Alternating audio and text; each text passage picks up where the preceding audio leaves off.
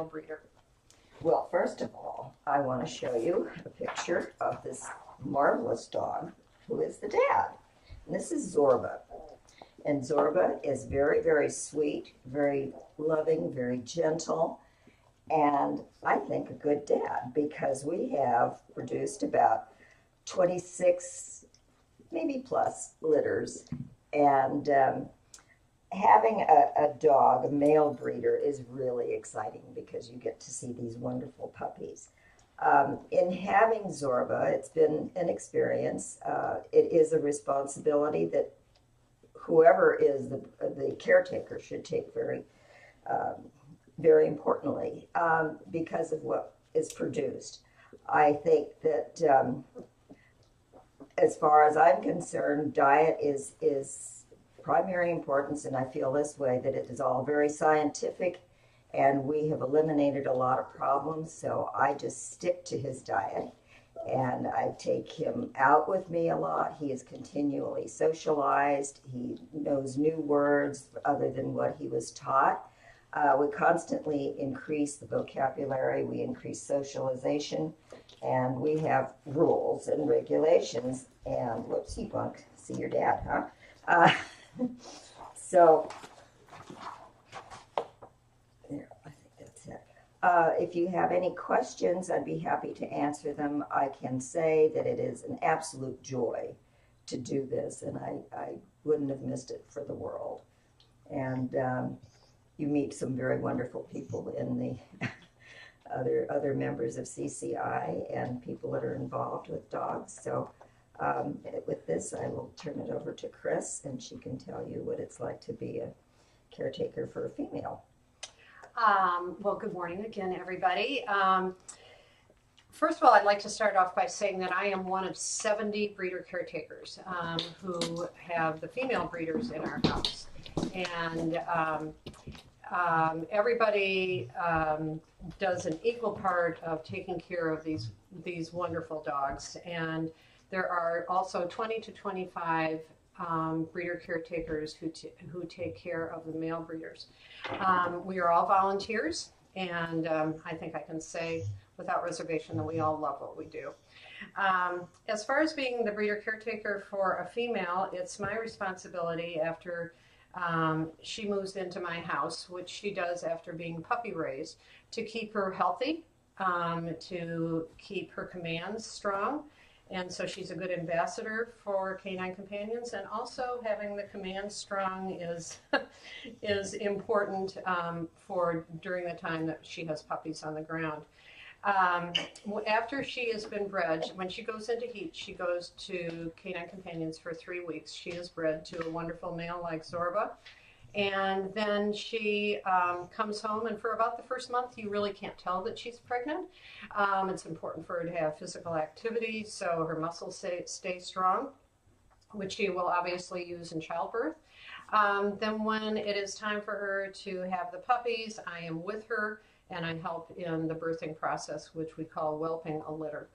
After the puppies are born, well, during the whelping, it's certainly I help out to make sure that the puppies are what we call plugged in, that they're nursing, and that they get a good start. Then Taya takes over, and I think you've all seen over the last 3 weeks, she's a great mom. So I'm very, very lucky. At about 28 days, they transition over to Eukanuba's wonderful weaning diet.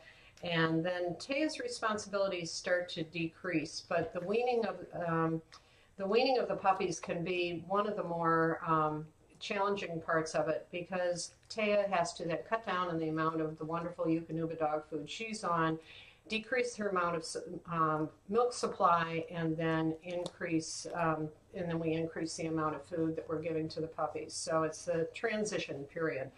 You'll see when they move into our living room, which they will be doing on Saturday, and we have an event planned for that, and so I'll sort of do a walkthrough. Oh, I think Taya's out of here. Enough is enough. Yeah, there we go. So they have more toys in there. There is a crate, so she starts her crate. The crate training starts in a very subtle way. There are more noises. Obviously, the puppies are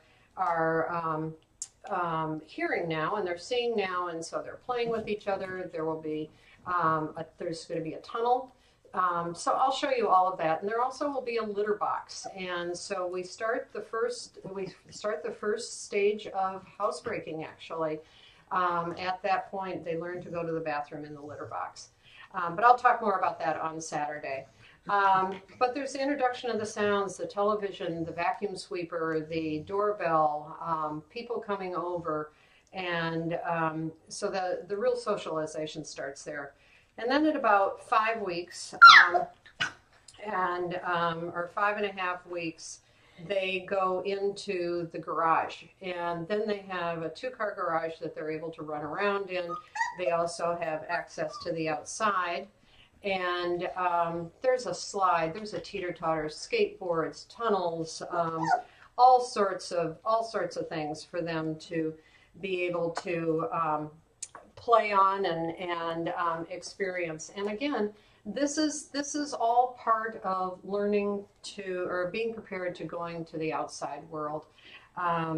One of the things that we do often is that we put the puppies on their back and rub their tummies, and that is a great exercise to do for the dogs, so they learn to depend on us and to be comfortable with human beings. We have a CD that we play that it can drive you crazy, and probably you'll hear it sometime. I'll turn on the sound so you can hear it. But it's a CD of sirens and gunfire and babies crying and cows mooing and jackhammers and all these sounds. I start out with that at a very low volume, but then turn it up full blast on the CD, and there's a baby crying on it that really, trust me, I have to go in the house and not be around it because this baby just wails and it drives you crazy. But by the time, these dogs will sleep right through it. So that's all part of getting them ready. Also start crate training at about 6.5 weeks, and start out also in a very, very quiet way or in a slow way. And I put 2 puppies in a crate at the same time. But then we'll increase that time period from 5 minutes to all the way up to an hour and a half. And so, and then they'll go into the crate by themselves also. So they're ready by the time they get shipped at 7.5 to 8 weeks to their puppy raisers. And some of their puppy raisers will be all the way across the United States. And so it's a big day for them when they get shipped. So sort of backing up a little bit, at 7.5 or 8 weeks, the pups get turned into our headquarters in Santa Rosa. And at that point, they get processed. They get their vaccinations, and they make sure that they have a health check and that everybody is fine. Then within a day, they are shipped, and they go off to their puppy raisers. And we'll have a segment. Oh, there goes Zorba. We'll have a segment on puppy raising, but puppy raisers are volunteers across the United States who have volunteered to take a puppy and socialize and train that puppy for approximately 16 months before it goes into advanced training. So I'm sure there's something I've forgotten, and but just in summary, my job as a breeder caretaker is to take care of Mom, being Taya in my case, and to take care of puppies, make sure everybody is clean, healthy, and just generally accelerating the amount of stimulus that they are exposed to over the 8 weeks period that they are with me. So thank you for joining us once again. I hope you're enjoying these little factoids that we're throwing your way. We thank you, Canuba, of course, for sponsoring this litter. And we thank those of you who are familiar with Canine Companions for understanding our mission and being a part of us. So that's it for now, and enjoy these puppies playing away, but they'll be asleep soon, as you know. Take care, everybody.